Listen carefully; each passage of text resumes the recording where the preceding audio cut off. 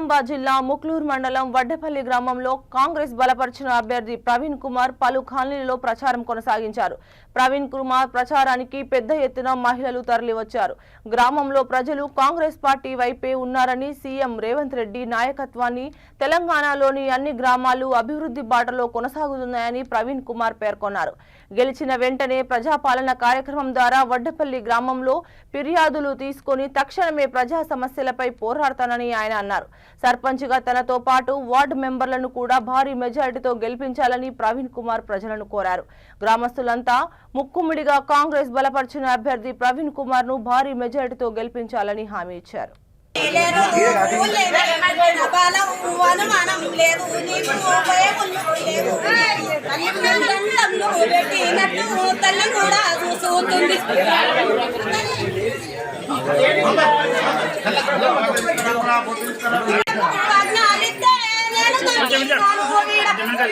నా తండ్రికి చూకుంటే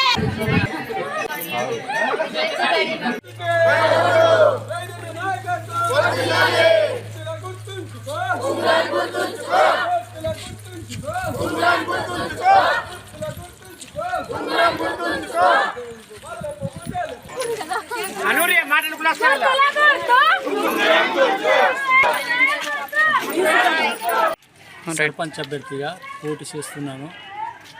పోటీ సమయంలో ప్రజలు వాళ్ళకి సమస్యలు మాకు చెప్పిండ్రు. చెప్పేది గ్రామంలో కావాల్సిన రోడ్లు కానీ, డ్రైనేజ్ వ్యవస్థ కానీ, కరెంటు సమస్యలు, విద్యుత్ సమస్యలు ఉన్న వారికి ఉచిత విద్యుత్ ఇప్పుడు ఇస్తున్నాము. ఆల్రెడీ ప్రభుత్వం, మన కాంగ్రెస్ ప్రభుత్వం ఉంది కాబట్టి ఇప్పుడు కావాల్సిన వారికి స్తంభాలు కానీ, వైర్స్ కానీ అవన్నీ మనకు కావాల్సిన సమస్యలు ఇస్తామని చెప్పినాము.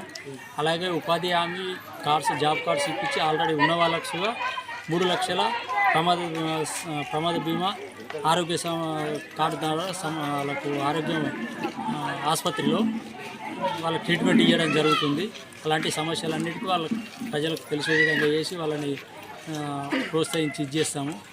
అలాగనే గవర్నమెంట్ పరంగా వృద్ధాప్య పింఛన్లు కానీ ఇప్పటి వరకు 30 ఇందిరమ్మ ఇండ్లు ఇచ్చినాము.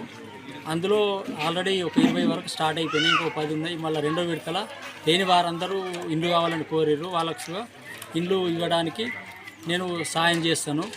ఎందుకంటే గ్రామంలో మా కమిటీ ద్వారా, మేమే కమిటీ ఉన్నాం కాబట్టి సభ్యులుగా కమిటీ ద్వారా ఇవ్వడానికి మేము సిద్ధంగా ఉన్నామని చెప్పాను. దానికి అందరూ సానుకూలంగా ప్రోత్సహిస్తూ మేము మద్దతు తెలపడానికి అందరూ సిద్ధంగా ప్రజలందరూ ఉన్నారు. ఈ విధంగా వాళ్ళకు కావాల్సిన మౌలిక సదుపాయాలు కానీ, ఇవి కానీ, ఇప్పుడు పింఛన్స్ కానీ, కొందరికి రాని వాళ్ళు ఉన్నారు. ఇప్పుడు 10 సంవత్సరాల నుంచి కొద్దిగా ఉద్యోగ పింఛన్లు రాని వాళ్ళు ఉన్నారు. వాళ్ళందరూ మాకు కావాలా. ఇప్పుడు మాకు ఇప్పటిదాకా ఏ గవర్నమెంట్ ఇవ్వలేదు కాబట్టి ఈసారి ఇవ్వాలని చెప్పి కోరితే అవన్నీ వచ్చే విధంగా చేసి ప్రభుత్వం సాయం ఏది వచ్చినా మీకు అందిస్తామని తెలియజేస్తూ అంటే గ్రామ ప్రజల మద్దతు కావాలని కోరుతూ ప్రచారం చేయడం జరుగుతుంది. అదేవిధంగా ఇప్పుడు నేను గెలిచిన తర్వాత, ప్రజల మద్దతును గెలిచిన తర్వాత కూడా ఈ ప్రజాపాలన అనే కార్యక్రమం ఒకటి పెట్టి వాళ్ళ సమస్యలు ఏమన్నా ఉంటే నాకు విన్నవించడానికి వాళ్ళందరికీ ఒకటి కార్యక్రమం అనేది పెట్టి దాన్ని వాళ్ళని వినతులను తీసుకోవడానికి జరుగుతుంది. దాన్ని నెరవేర్చడానికి నేను శాశక్తులా ప్రయత్నిస్తాను. గ్రామ ప్రజలందరి మద్దతు కావాలని కోరుతూ ప్రచారం చేస్తున్నాం. గ్రామంలో ఇప్పటి వరకు 10 వార్డు నెంబర్లు ఉన్నారు. 10 వార్డు నెంబర్లలో 1 నుంచి 4 వరకు స్టవ్ గుర్తులు ఉన్నాయి. 5, 6, 7 గౌన్ గుర్తుంది. 8వ వార్డు స్టవ్ గుర్తుంది. 9, 10 గౌన్ గుర్తుంది. మొత్తం అందరూ గ్రామ ప్రజలందరూ సహకరించి వీళ్ళందరికీ అభ్యర్థులను గెలిపించాలని, వార్డు సభ్యులందరికీ గెలిపించాలని కోరుతూ